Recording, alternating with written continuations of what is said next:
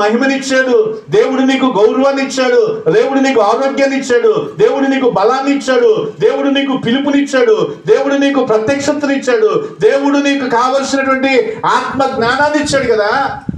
వీటిలో దేవునికి ఏ లెక్క చెబుతావు? నా దగ్గర ఏమీ లేదంటావా? కాబట్టి ఇవి కనబడిన మహిమ సంబంధమైనటువంటి ఈవులన్నీ దేవుడు ఇచ్చినవి. నీకు పరిశుద్ధతను ఇచ్చాడు, నీకు పవిత్రతను ఇచ్చాడు, నీకు నీతి కలిగి ఉండమన్నాడు, యథార్థత కలిగి ఉన్నాడు, పవిత్రుడు ఉండమన్నాడు, నిందారహితులు ఉండమన్నాడు, భయభక్తులు కలిగి ఉండమన్నాడు కదా. మరి ఇవి దేవుడు లెక్క అడిగితే మనం దేవుని ఎదుట లెక్క చెప్పగలమా? ఆస్తులు ఎంత సంపాదించావో, వాటాలో ఎంత వచ్చిందో, లేకుంటే మనది ఏ వాటా వస్తుందో, ఈ వాటాలు ఇక్కడే ఈ శరీరంలో ఊపిరి ఉన్నంత వరకే ఈ వాటాలు కోటాలన్నీ. ఈ ఊపిరి పోయిన తర్వాత దేవుడు నిన్ను లెక్క అడిగేది తెలుసా? నీ బ్రతుకులో నా కొరకు ఏం చేసావు?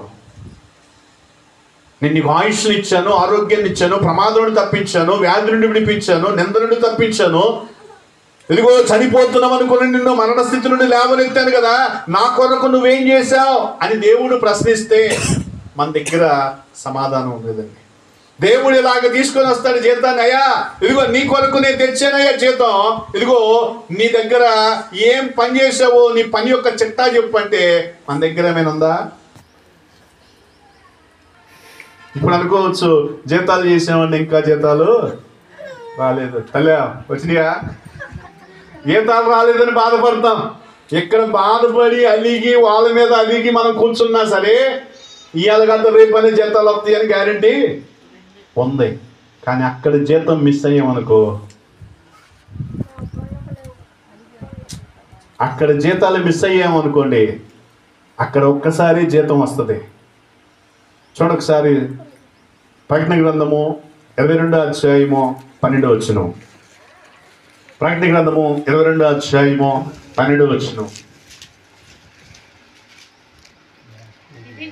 ఇదిగో త్వరగా వచ్చుచున్నాను, వాని వాని క్రియల చొప్పున ప్రతి వానికిచ్చుటకు నేను సిద్ధపరిచిన జీతము నా యొద్ద. ఏమంటే మనం మంచోళమని, మనం నీతిగా ఉంటామని, పరిశుద్ధంగా ఉంటామని, భయభక్తులు కలిగి ఉంటామని, మనం ఆయనకి ఇష్టమైన పని చేస్తామని ఆల్రెడీ దేవుడు సపరేట్ లాక్కులు పెట్టేసాడు మన జీతాన్ని. కానీ ఎప్పుడు ఇస్తాడు తెలుసా? అక్కడికి వెళ్తే ఇస్తాడు. అక్కడికి వెళ్తే ఇస్తాడు. ఇక్కడ నువ్వెంత శ్రమపడినా, నువ్వెంత కష్టపడినా, నువ్వెంత నింద అనుభవించినా, ఈరోజు ఒకవేళ ఆర్థికంగా దిగజారి స్థితిలో నీవు ఉన్నా సరే, అవమానములో నీవు ఉన్నా సరే, నీ జీతము రెట్టింపు అవుతుంది, కానీ నీ జీతములో తక్కువ అయితే కాదు. ఒకవేళ నీ భక్తిని చూసి, నీ రక్షణ చూసి, నీ విశ్వాసాన్ని చూసి, నీ తోటి వారే, నీ స్నేహితులే నేను చులకనగా మాట్లాడినా నీ జీతం యొక్క స్థాయి పెరిగింది, ఇంక్రిమెంట్స్ పెరుగుతాయి. అర్థమైందండి? ఎన్ని వచ్చినాయంటే అన్ని ఇంక్రిమెంట్లు పెరిగినట్టే, ఎంతమంది మాట్లాడితే అంత శాలరీ పెరిగినట్టే. నన్ను అంటున్నారండి అని బొంగమూతి పెట్టుకొని వాళ్ళని తిట్టేవరకు మైనస్ బ్యాలెన్స్ పడిద్దాడా? అర్థమైందా? మైనస్ కాదు, ఆడ ప్లస్ అవ్వాలా. నిందొచ్చిందా? స్తోత్రం అయ్యా. శ్రమ వచ్చిందా? ప్రభా మహిమ కొరకు వచ్చిందయ్యా. అయ్యా అవమానం వచ్చిందా? స్తోత్రం. భార్య తిట్టిందా? మహిమ, దేవానికి స్తోత్రం అని చెప్పగలగాల. భర్త తిట్టాడా, కొట్టాడా, ఇంకా దేవుని స్తోత్రం అయ్యా అని చెప్పగలగాల. చెబుతామా అన్నమాట? అసలు ఆ మాట రాగలుగుదా? వీడెప్పుడు పోతాడు అంటాం, కానీ అదే కానీ వచ్చే మాట. ఆడు పోయిన తర్వాత మనల్ని ఎవడు పిలవడా? ఆడు ఉన్నంత వరకే మనకు విలువ, ఆయన ఉన్నంత వరకే మనకు గౌరవం, ఆయన ఉన్నంత వరకే మనకి సొసైటీలో వాల్యూ. ఆయన లేకపోతే ఒక్కళ్ళు కూడా పిలవరు.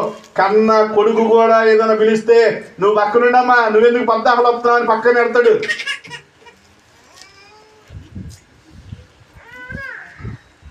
అందుకే మనం ఇచ్చిన విలువలో మనం లెక్క అప్పగించే విషయంలో నమ్మకంగా ఉన్నామా లేదా?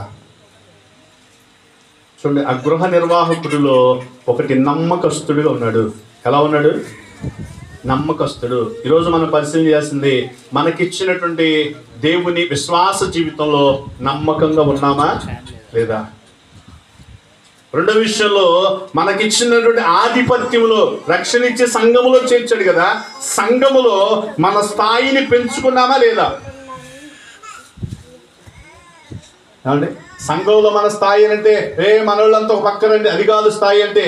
నీ విశ్వాస పరిమాణమును పెంచుకోవాలి, నీ ఆత్మీయ అభివృద్ధిని పెంచాలి, నీ ఆధ్యాత్మిక ఎదుగుదలలో పరిపక్వత రావాలి. అది వస్తుందా? ఎన్నాళ్ళు వచ్చినా విశ్వాసిగానే ఉంటావా? మన స్థాయి మారదా?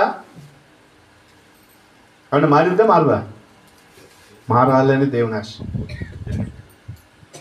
మారాలనేటువంటి ఆశ.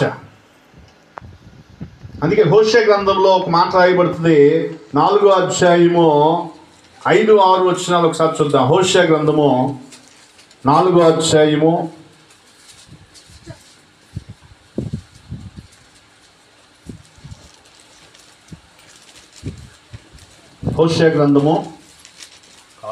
'కాబట్టి పగలు నీవు కూలుదువు, రాత్రి నీతో కూడా ప్రవర్తన కూలును. నీ తల్లిని నేను నాశనం చేతును. నా జనులు జ్ఞానము లేని వారై నశించుచున్నారు. నీవు జ్ఞానమును విసర్జించుచున్నావు గనుక నాకు యాజకుడవు కాకుండా నేను నిన్ను విసర్జింతును.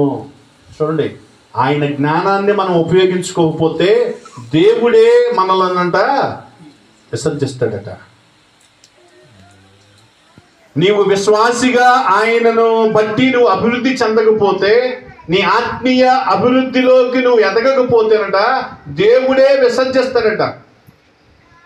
కాబట్టి దేవుడు విసర్జించాడంటే మరలా సమకూర్చడం సాధ్యమైద్దా? దేవుడే ఒక శ్రమకు అప్పగించాడంటే ఆ శ్రమలో నుండి బయటికి రావడం సాధ్యమైద్దా?